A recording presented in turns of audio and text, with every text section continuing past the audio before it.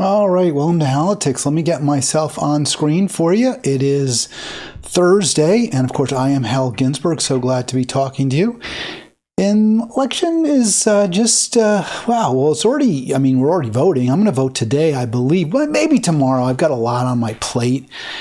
And the question I ask, is it too late? And then that's over a lawn sign, I guess, that says abandon Harris 24. So I was going to say it's not too late for Kamala Harris to get my vote, even though I've come on this program day after day, week after week, month after month, telling you how awful she is, and she is. There's no question in my mind. She's a terrible choice. But if I had some, I won't say confident, if I had some reason, some legitimate reason to believe that she would stop the genocide, then I would probably, I can't say at this point, it's close, but that's why I say it's not too late. There's still a chance. That's why maybe I won't vote today. Maybe I'll give her through the weekend at least to announce a change in her position. If she were to announce, and I were confident that it were true, that she will, if she's elected president, cut Israel off. That's the end of it. Perhaps this should be accompanied by an announcement that the Biden White House is cutting Israel off, period. End of story. If that were to happen, I would vote for her. I'll say it. I wouldn't like doing it. I wouldn't want to do it, but I would do it because we have to stop the genocide. And so far, Harris, Biden have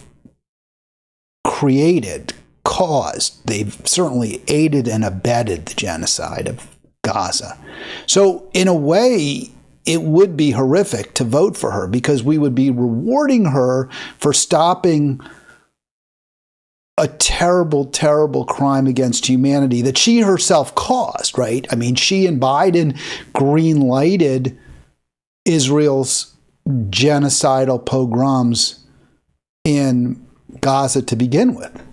So they're the ones who, along with Bibi, obviously takes, he catalyzed, you could say Hamas catalyzed it with that attack. And certainly, in retrospect, I'm sure they have great regrets that they did.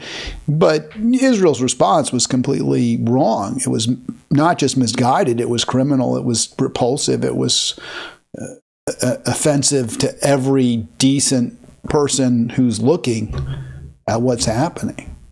So, we could say, well, we'll vote. I'll vote. I will say I would vote for Harris if I were confident she would cut Israel off and stop this. But in a way, it would feel very awful, too, because she's responsible for it in the first place, right? She and Biden, if they had said to Netanyahu on October 7, October 8, no, you don't get to kill, an unlimited number of Gazans because using October 7 as a pretext, no, then this wouldn't have happened.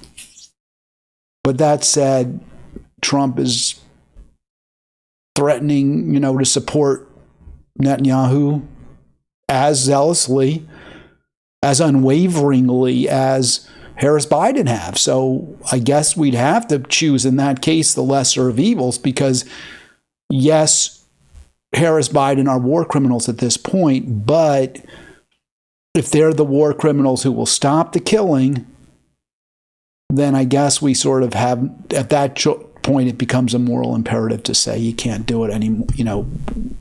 You can't vote third party because there really could be positive consequences if Harris is elected. But right now, we're not at that point. And I have no reason to believe, no optimism whatsoever, that Harris is going to, change her policy. In fact, I would be shocked. I would be amazed. That would be a true October surprise if she did.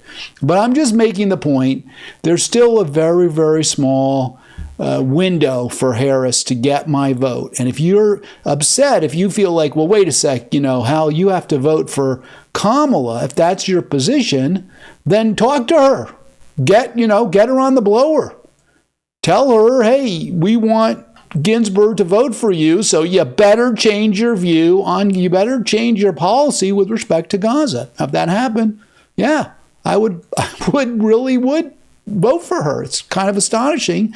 You probably are amazed to hear me say this, but I've been saying that since day one. I would vote for her, and I was pretty disgusted. I thought she was a terrible choice from day one. To be anointed, not actually chosen by the voters. But again, we're seeing a genocide, and I would support a candidate as bad as Harris if she confidently declared that she was going to stop the killing. So you saw the report there I just put on the screen. That's from the Qatar news agency, or Qatar. Who knows how it's? I don't know how it's pronounced. But their headline is 42,847 martyrs, 42,847 people killed by Israel, with a picture of just an absolutely devastated, blown out. I guess that's Khan Yunis. I'm not certain about that. It could be any formerly inhabited city in Gaza.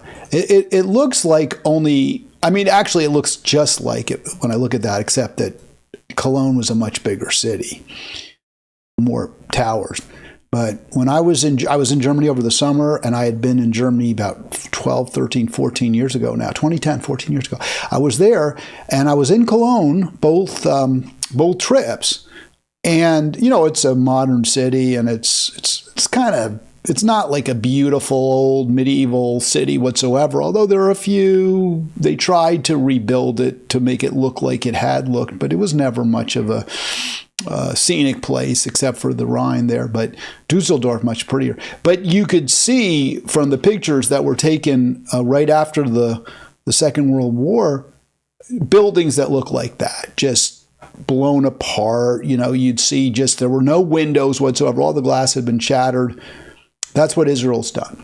That's what Israel's done to Gaza, with the full support of Harris Biden. Now, they have the number there in the Qatar news agency of 42,847 killed.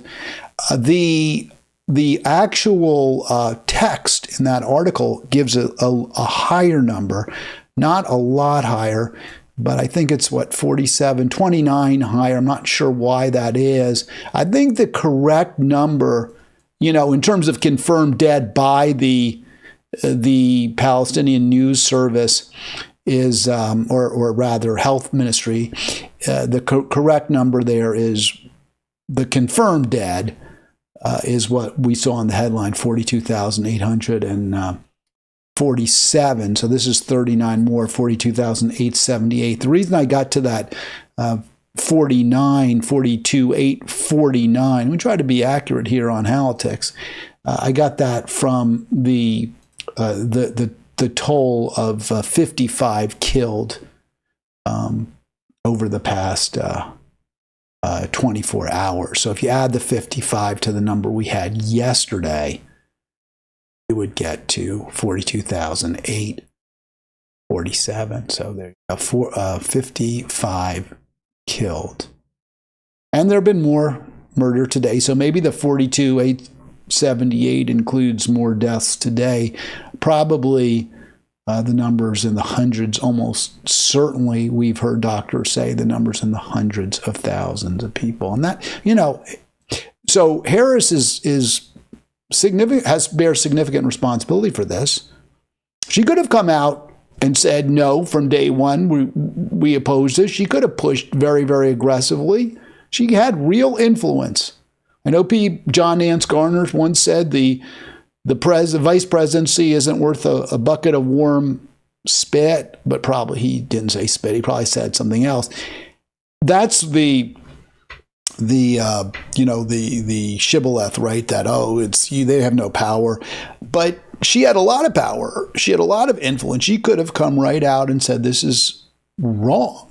we have to stop this. She could have gone to Congress and spoken to AOC and the squad members, and I think that if that had been done publicly, there would have been a real change in policy. Now, I know people wouldn't have liked it. A lot of billionaires wouldn't have liked it who are profiting from the killing and who are, ardent Zionists, but more people would have liked it, to be perfectly honest with you. And why have power if you're not going to use it to do good things? She has power, but she doesn't use it, certainly not to do good things. And that's why I won't, I can't imagine voting for her, because I can't imagine, even now, even at this very late date, when the polls are incredibly tight, when a change in policy might make a real difference, it ain't going to happen. So 17 killed here. Just some more specifics from Reuters. Hospital, or school rather. I'm sorry. Israel does like to target hospitals. They also like to target schools. 17 killed, including women and children, in central Gaza, according to hospital, where the dead and wounded may have been brought. And you can see an image here from the blown up school. That's from Reuters here, from their story. You can see the hole blown right through the wall there. See all the rubble. Just think of how powerful the bomb had to be to blow that to bits like that. I mean, that's not like wood. That's concrete. That's some kind of, looks like cinder blocks of some sort, stone. And that bomb that Israel dropped, probably a U.S. manufactured bomb, just blew everything to hell. You want to vote for that? Vote for it. I ain't voting for that. I won't do it. And I believe that's the pragmatic choice. That's not some idealistic choice. We are right now in apocalyptic times. There's no question about it. We are looking at end times right now. We are facing Armageddon. And the only possible way out is to change leadership in this country. And that means no more unitary party governance. Will that happen? I'm not foolish enough to believe it. But it's the only way we can really stem the fall off the precipice that we're rushing towards. And it's certainly, Gaza, Ukraine, these are canaries in the coal mine for sure. Congo, Southern Sudan, these are canaries in the coal mine, but the entire planet is the coal mine. It's not a closed, right? This isn't a closed circuit. It's not completely closed. You can escape the Earth, atmosphere. The air isn't completely sealed in. But basically, we're stuck on this spaceship, planet Earth. And what we're doing to certain parts of it is mirrored certainly by the ecocide. I heard Trump say, I heard a news story today, Trump's going, frack, frack, frack, like he's like trying to be like a duck going quack, quack. He's like, frack, frack, we're going to frack, frack, frack, and getting a lot of applause in Pennsylvania. So obviously, he's completely unacceptable as an option. He said, hey, we need to support Bibi. He's doing a great job. So look, there's no illusions here. Trump is awful. I'm not pretending he isn't. But I'm certainly not going to pretend that Harris is somehow superior. I'm not going to vote for either one. And unless hey, if Trump came out, I said, hey, if Harris said she would stop the genocide, if Trump came out and said, I'm going to stop, he said it before, oh, you're going to make a phone call to Bibi. If he said, no, we're cutting Israel off, that's it, period, end of story. Well, and he made a case where I could believe him, yeah, I probably would vote for him under those circumstances. Be tough. But that's how serious this is. That's how critically important it is that the U.S. not fully back without any pushback genocide.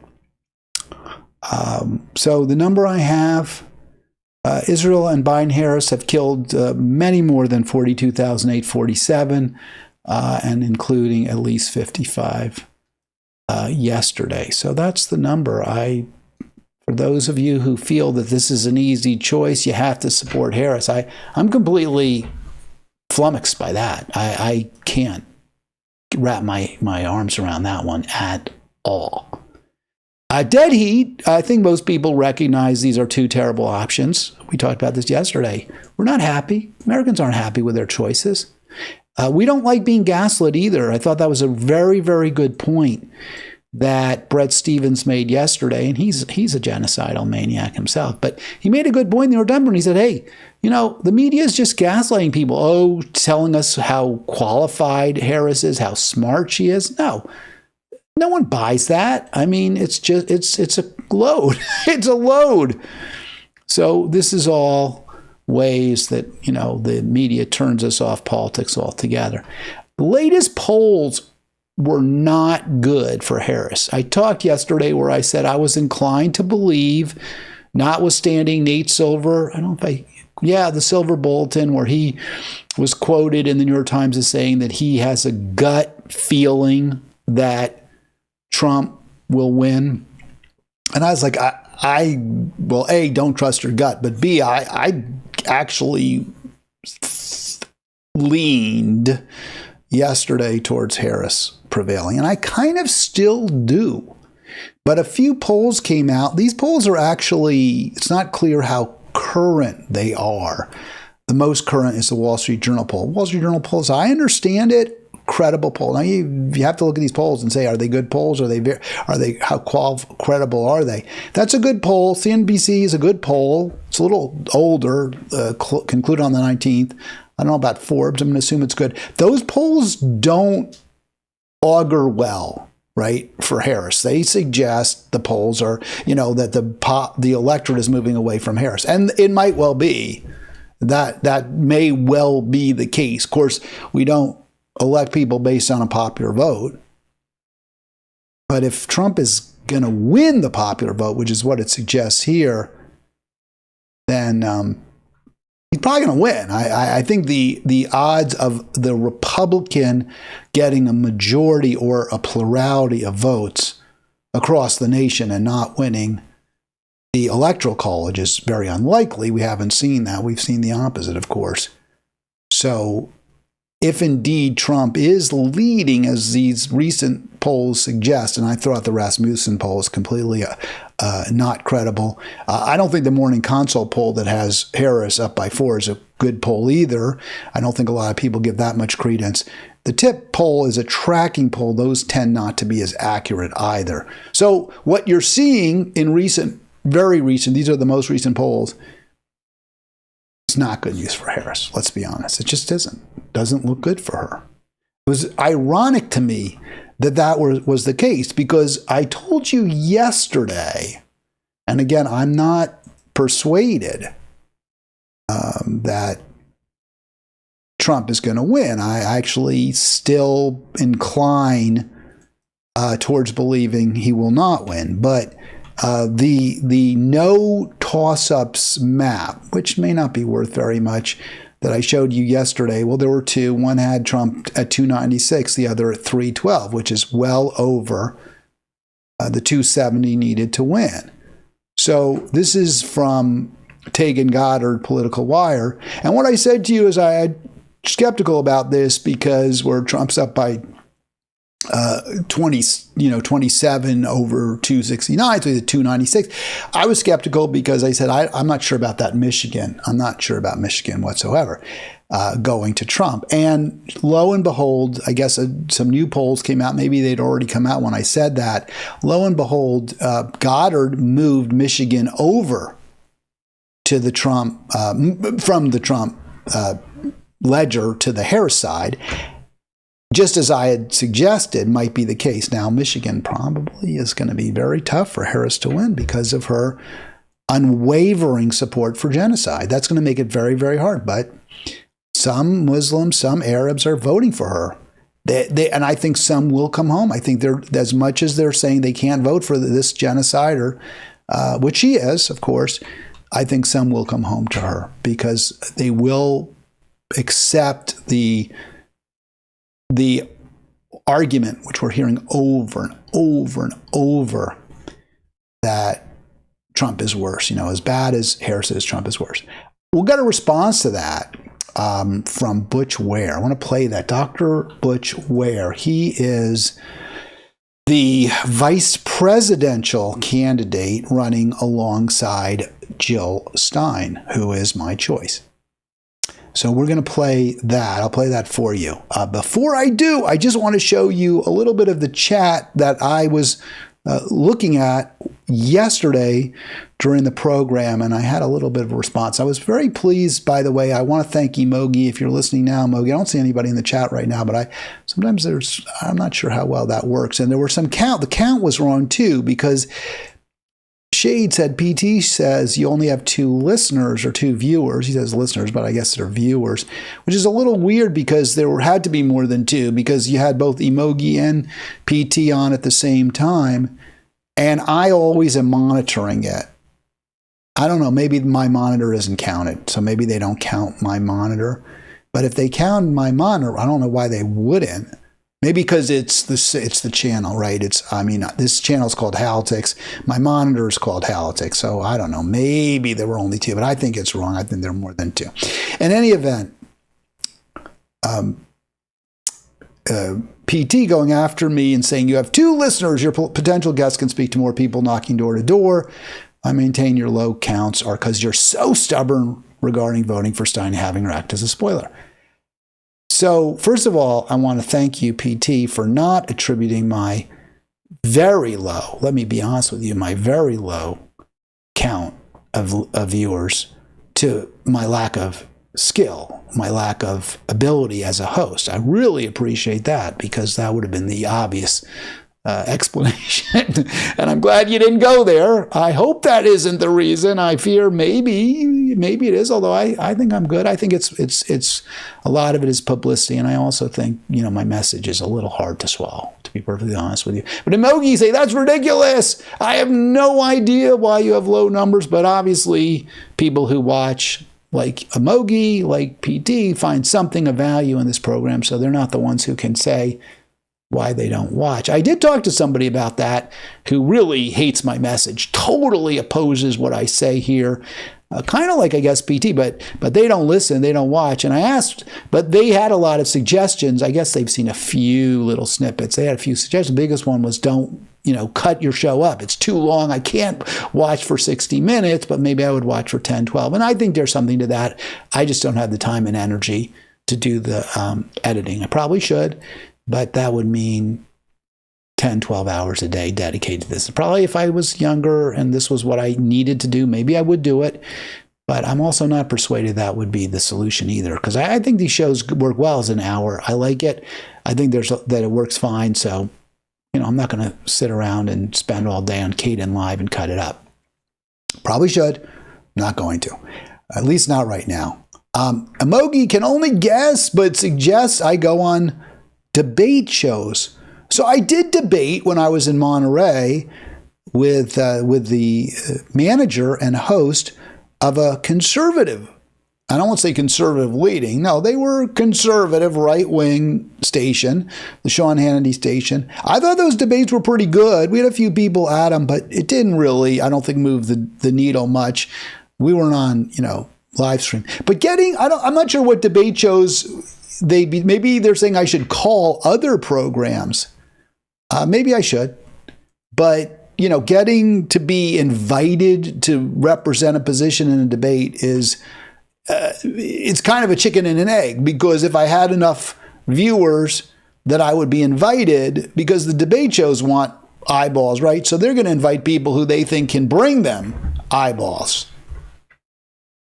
So it's a kind of a chicken and egg. If I had enough viewers to be invited to those programs where I could, say, argue with Sam Cedar directly, or Kalinsky, then I wouldn't need to go on them because I'd have enough viewers anyway. That said, I doubt those guys would come on with me. I tried to get on. I've been efforting getting my old boss, Joseph Geevarghese, the executive director of Our Revolution, on. I would love to have a conversation with him. It probably would get pretty heated, but he just will not. He will not. He's ghosted me completely. I had him in my sights at a meeting, but he dropped off the Zoom. And it was kind of my fault. I was a little too polite. I should have been much more pushy and aggressive and say, hey, I got some questions for you, Joseph. And just threw him out there, period, regardless, end of conversation, and not let him, unless he just turned tail and ran. But that would be hard to do, to just hang up when someone asks you a question. I wanted to see if we can get you, and of course there's going to be a problem. There is always. It's going to be a problem here. I want to get this video of Dr. Ware. So let me see if I can, there it is. It should be captures. See if we can find the Halitics, because there's a lot to it. And I think what Ware is saying is really interesting because he has both, and I've said this, I will almost certainly at this point vote for the Ware-Stein ticket. That's going to happen almost certainly, unless something astonishing happens where Jill Stein, changes her position. So I guess that could happen. Did I? Yeah. It was interesting. I showed you that maybe we should get back to that electoral map. I showed you again that, I had suggested yesterday that I thought Michigan probably belonged, at least based on the polling I'd seen, seemed to be leaning towards Harris rather than Trump. And that's what Tegan Goddard decided today, after I had said this yesterday. But even still, I think yesterday was a bad day for Harris in terms of the number. It just doesn't look great. And Democrats do appear pretty desperate, pretty worried. Now, I'm sure the Republicans, I don't know if Republicans care, right? I mean, there's Trump rank and file who are desperate for Trump to win. But, I think the hoi polloi, the riffraff, the Republican rank and file, and when I say riffraff, hoi polloi, that's how they're viewed by elites, factory workers. This is what I'm talking about. The people who are, really want Trump to win, blue collar, many immigrants, they're viewed as just riffraff and nobody we have to bother to worry about. And I'm sure the Sean Hannitys of the world, is he even still doing a program? The Fox Newses, they don't care who wins. They'll be fine either way. And the policies of Trump and Harris are very similar in a lot of ways, at least in ways that, or to put it even more tendentiously, Harris's policies are fine for the billionaire class that Fox News panders to. So I don't think those people really do care whether it's Trump or Harris. But there's a lot of desperation among Dems, and you see it, or at least Butch Ware, Dr. Butch Ware will talk about that in this video. So let me see if I can get that for you, because it's long. And the only problem with this video is it's pretty darn long. But I'll interrupt it. I'm not a host who likes to feature very long clips of other people, of other shows. You can always find them yourself. You don't need me to show you. But that said, this is from his Instagram. It's not easy to find, and there's a lot to it, both good and bad from my perspective. Oh, doesn't want to play. Look at that. Of course not. Let's just try one more time. Halitics.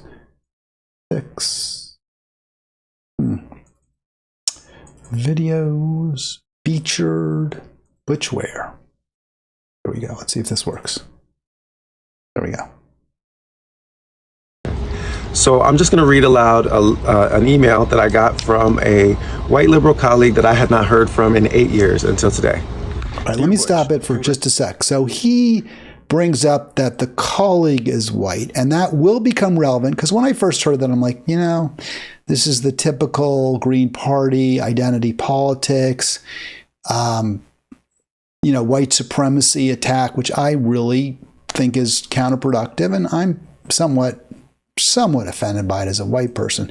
But it is relevant. It will become relevant. So that wasn't completely fair. And again, I'm voting for Ware, so I may be critical of some of the things Ware says, but I am going to vote for him unless, again, there's some shocker from Harris, which I doubt. By the way, join me, 240-242-5646, 240-242-5646. And I haven't yet played, so let me do that right now, the subscribe now. There, it went right over mine. Yeah, because I didn't fade over. I had to fade that. There we go. All right, so here we go. Subscribe now to Halitics. Here's Butch Ware. Congratulations on your run for the vice presidency. Yours has been a significant voice on many issues, including the U.S.-backed genocide in Palestine. I imagine that when you accepted the nomination, you saw a way to ensure that the genocide and other issues you care deeply about would be part of the national conversation, ideally getting Democrats to shift their position on the war, a laudable goal that we should all continue to pursue. At that time, Kamala Harris seems certain to win, so taking votes away from her wouldn't be a big deal. But the situation has changed. The swing states are very much in play. I'll just stop it for a second. So he's speaking quickly, and there was some frozen video. I don't know what that was about. I thought I recorded it perfectly, but at least it's coming back now. So this former colleague of his is saying to him, hey, I get why you were running because of the genocide, and that's a laudable goal, which I find like such a diminishment of what's really happening. It's not a laudable goal to stop. I mean, it is, but it's such an understatement. Oh, it's a laudable goal to be trying to stop genocide. No, it's our moral imperative. It's what we as human beings have an obligation to try to do. I mean, a laudable goal, I want to run a 5-minute mile, right? I mean, a 4-minute mile would be really impressive, but that's not going to happen. But no, a laudable goal, right? I want to ace physics. That's a laudable goal. Stopping our support of genocide, that's something that we have an obligation to do as human beings. That's not you're reducing it, you're minimizing the importance when you describe this as a laudable goal. All right, some more from Ware. If she loses, the U.S. is headed for fascism. Trump has said as much with his admiration of Hitler and his desire to deploy the military against those who would disagree with him. A Trump regime would be far worse for the people you seek to protect, including Palestinians in Gaza. Many more people would die and many more would suffer, including in the U.S. itself. You could go down in history as a hero by publicly stepping down and doing so with a big speech and say, Dearborn. Of course, it would be best if your running mate also stands down, but even if you do so by yourself, that would be a huge statement. You need not endorse. So again, I'll just interrupt. So this former colleague of Ware's is, urging him, hey, quit. You'd be a big hero in Michigan, around the country, if you said, hey, you know what? I was in this to try to move Harris to the left, to try to get her to do the right thing, to do the only moral thing, which is to end support for Israel. But she's made it clear she won't. That's not going to happen. There's no chance. So, hey, give it up. Throw in the towel. Give a big speech, hey, declare victory and move on. That's what the person who wrote Ware is calling for. And it really is absurd when you think about it. I mean, she's saying, throw your support to Harris when she's doing the exact wrong thing. All right, let's get some more in there. In doing so, nothing would prevent you from continuing to advocate for the causes you care most about. Indeed, by stepping down, you'd make your voice even more significant. If you don't stand down and the Repubs win Michigan, however, neither history nor the present would be kind to you. You'll have had a direct hand in ushering fascism into the U.S. Please, Butch, I beg you, in the name of all that is holy, just, and right, stand down with a big speech. Be the October surprise. We need you right now. Thanks for reading. With warm sincerity, bleep, bleep, bleep, bleep, bleep. So let me just say something. I responded to this with 4 words. Those words were, worst prank email ever. Imagine the sheer caucasity to first... I want to stop it there. So I mentioned at the beginning that he outs the email writer as a white person. And then, and I said, hey, I don't like the identity stuff. I don't know, is it really relevant that she's white? How is that relevant? Is it the theory that white people are more likely to vote for Harris? No, actually, Harris has more support from black voters, especially black women voters. So again, I don't clear why it matters that this writer is white. And this is the typical Green Party identity politics crap where they're pitting people against each other based on color, ascribing qualities to individuals based on their race. No, I don't do that. I'm not about that. I think we have a lot in common, and I try to unite us by those common goals and common decency. Now, he refers to her actions as caucasity, right? Imagine the sheer caucasity. So I heard that. I was like, oh, okay, he's saying this because she's white. She has the nerve to write him. Not buying it. Sorry. You went on Charlemagne the God's program, the morning show. Is that what it's called? I don't know. And you really got into it with a black pundit and Ware, right? Is that her name, Ware? I think so. Now I can't remember her first name, which I'm really irritated by. Rye. No, was it Rye? I guess Rye.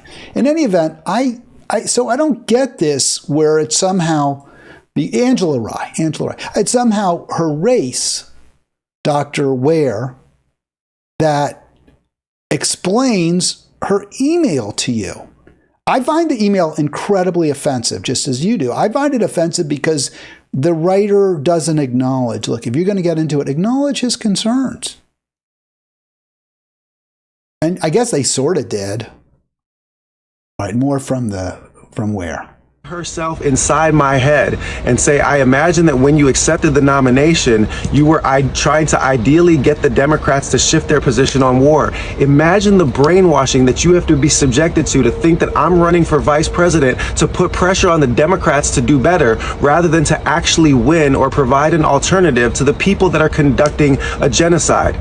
At that time, she said, Kamala Harris seems certain to win, so taking votes away from her wouldn't be a big deal. I'm sorry, whose votes does she own that I'm taking votes away from her? All right, so I want to stop that. That is a really, really good point. I hear that people all the time saying, well, you're voting for Stein, therefore you're voting for Trump, right? That's the theory.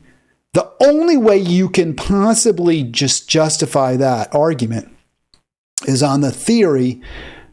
Well, he says that somehow Harris is entitled to your vote.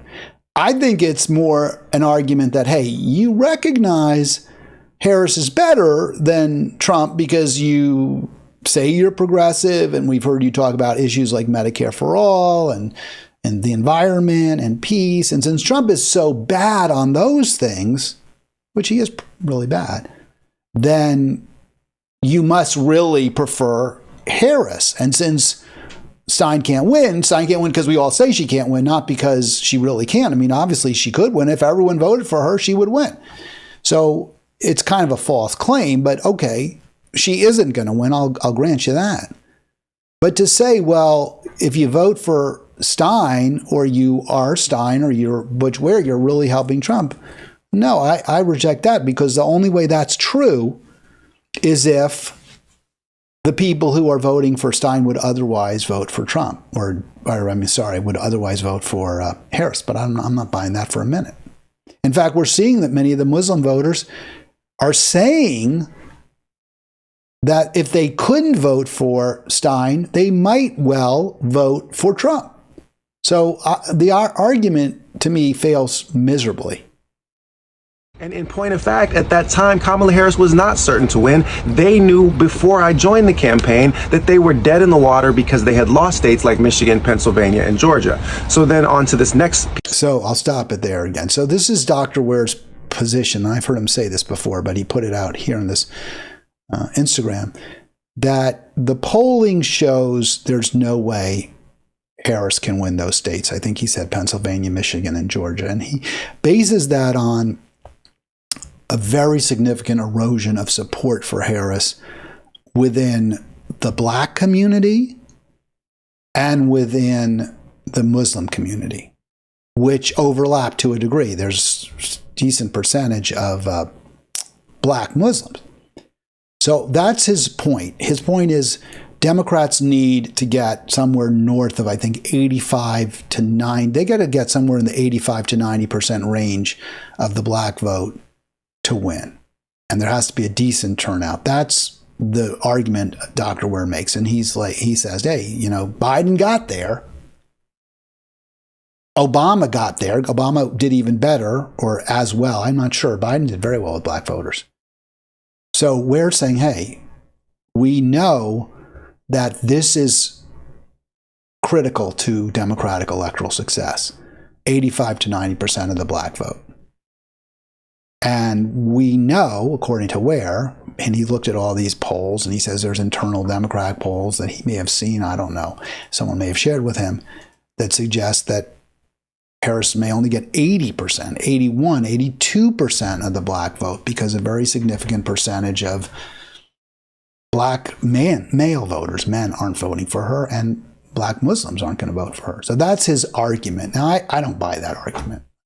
I don't agree with that. I don't think it's clear. I never thought she was a shoo-in. It was never clear, despite what that email writer writes, that Harris was going to win. Never. Right after the Democratic convention and right after the debate, she was in the driver's seat. That's true. But she wasn't ever a shoo, and it was never a definite, a dunk. She's a terrible candidate. She's not likable. She's Hillary Clinton 2.0. So could be either one. I do agree with Ware that Harris probably won't get as high a percentage of the Black vote, but I think it'll probably be higher than he thinks, because I think some will come home to her. But I also would say it may not matter because, Harris and Liz Cheney are out there busting a hump together, having their girl time.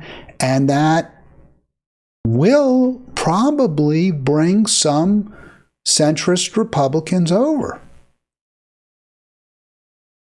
So that can make up. Remember what Chucky Schumer said back in 2016, 2018, somewhere or other? I don't remember. It was 2019, 2020. Hey, for every working class voter we lose in Pittsburgh, we're going to gain 2 in the suburbs of Philadelphia. And you can repeat that over and over in Cleveland. And so maybe Schumer was onto something, right? I mean, it didn't work in 2016, that strategy, but maybe it'll work this year. It's very close. It's also funny because if Trump wins by 2, 3 electoral votes, right? He could win by 2, 271, 269, whatever. Not by 3, but by, he wins by a handful.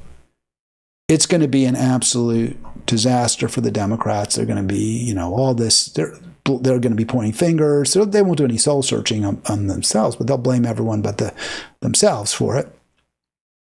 But if they win by that same tiny little margin, there'll be all this gloating and finger wagging, not pointing, but wagging. We told you, we did, So it's kind of ironic. And what I'm saying is we shouldn't let ourselves get distracted by this crap. Both candidates are awful. Both candidates are leading us down the garden path to absolute disaster. And too many of us are following them like lemmings off a cliff, which apparently lemmings don't necessarily walk off cliffs. I'm not sure about that. Let's hear a little more from Ware. I don't like the fact that this video is so choppy. What is it? The audio's good, thank gosh, but for some reason the video is not good. Also, call me 240-242-5646, 240-242-5646. We'll end the Ware video, and then I'll show you an article from The Nation I thought was interesting, and that'll do it for today's program. Piece of nonsense. The situation has changed. The swing states are very much in play. In point of fact, they are not in play. The Dems are dead in all of those swing states, and they can't win, which is why they're sending panic messages like this. You guys are being told every day on MSNBC that the swing states are in play. They lost them 6 months ago. A Trump regime would be far worse for the people you seek to protect, including Palestinians in Gaza. Many more would die and many more would suffer, including the U.S. itself. So you're telling me that Trump is going to kill more than 250,000 Palestinians? That he's going to... I'm going to stop it right there, because that is my response to those of you who say to me, how can you claim to care about Palestine? How can you say you're voting for Palestine when you're helping Trump, when you're voting for Trump? Well, again, I'm not voting for Trump, and I'm not helping Trump. And the idea that Trump would be even worse, it's kind of like, how can you be worse? That's what he's saying. How could you be worse than unwavering support for the genocidal Israeli state? The odds that Harris will turn against Israel, I don't think are any greater than Trump would. I think there's Trump has this billionaire, multi-billionaire backer, Miriam Adelson, who's, I think she's Israeli, as a matter of fact. She's certainly keeping him aligned with Israel and against Gaza, aligned with the genocide there. But Trump has demonstrated in the past some independence and some willingness to be not a full-throated warmonger. So I'm not saying he will break from his billionaire backer, but maybe when he's elected, if he's elected, I mean, we can hope, just like those of you want to hope that somehow Harris will, her empathic side will come out. Okay, well, and just as likely, Trump will break with Miriam Adelson. Faster than Biden and Harris did it? Sheer nonsense. And let's now get to the worst part. You could go down in history as a hero by publicly stepping down and doing so in a speech in Dearborn. Nothing would prevent you to continue to advocate for your causes. Indeed, by stepping down, you'd make your voice even more significant. More significant to who? Liberal sellouts?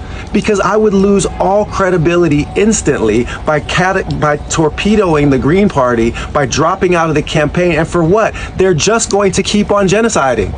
I would be a fraud, and you have to be a lunatic that is plugged into a propaganda machine to think that any of this is logical. And now let's turn to the threats. If you don't stand down and the Repubs win Michigan, neither history nor the present will be kind to you. I love it when I get the thinly veiled liberal fascist threat. You'll have had a direct hand in ushering fascism into the U.S. This message that you're sending me is proof that fascism is already here, and sister girl, you are it. Please, Butch, I beg you in the name that of all that is holy, just, and right. I happen to know that this person that sent this message... I want to stop it there for a sec. I understand what he's saying. By telling me I shouldn't run for president because we have to stop fascism, that's fascism. You're saying people don't get to choose for whom to vote, don't get a choice. And that's, to me, not the fascist argument, because kind of already fascistic. We're neo-fascistic in a lot of ways. And I guess that's what he's saying too. But the argument, as I see it, the best, the strongest, the most important reason why I want Ware and Stein to remain in the race is so that we have a choice. We have a pro-peace, pro-worker, pro-environment choice.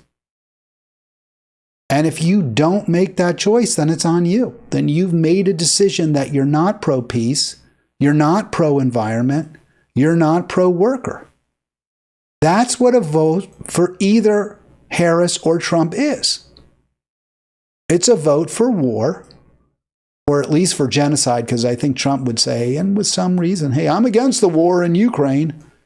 But if you vote for Trump or Harris, it's certainly a vote for more killing. It's a vote for the corporate class. It's a vote for ecocide. I mentioned Trump out there, frack, frack, frack. And Harris the same thing. She's all in for fracking too. So, that's why we need Ware and Stein to be in the race. So we have an alternative to genocide, to ecocide. An atheist. So what they think about what is being holy, just, and right, that is between them and their conscience. I don't know why they would include that. Stand down with a big speech. Be the October surprise. We need you right now. Every person that seeks to shield the Democrats from the electoral consequences of the evil that their own hands have wrought is equally evil. You are the silencer at the end of their gun. Miss me with all of it. All right, so there it is. That's pretty powerful stuff from Dr. Ware, and I like it. I like candidates who are fiery. I like candidates who can inspire us. I don't love what he had to say. There's definitely some identity politics in there, which I don't think is useful. I think it's counterproductive. I think what would have been better, what I would have tried to do in that situation, is reach out. In fact, I've done this over and over to people, is say, hey, let's talk about it. Come on my program. Wouldn't that have been awesome if you had Ware sit down with this writer? Maybe there would have been a really interesting conversation. Now, one of the arguments I make for that is one of the points I make is if you do sit down with people who have different political views, you have to be willing to listen to them and hear what they have to say. You don't have to agree with them, but you have to at least listen to them and entertain what they're saying. And I think the way you get to that, because if I'm Ware, and somebody's telling me I shouldn't run for president or shouldn't run for vice president, even though I'm already running, my initial reaction would be very negative to them. How dare you tell me not to run? I'm running. Especially when you're telling me in the service of a war criminal like Kamala Harris. So it's hard. But I think the way you can get around that if you're Harris, if you're Ware. Oh my gosh, I had trouble with that one. If you're Butch Ware, the way you get around that is you talk to your detractor and you say, hey, I think we have some real similar goals. You want to end the war. You want to end the killing by Israel. I want to end the killing. But I think we have different answers to how to get there. Let's talk about that. I think probably the person who emailed Ware would say, I believe that we are destroying our planet.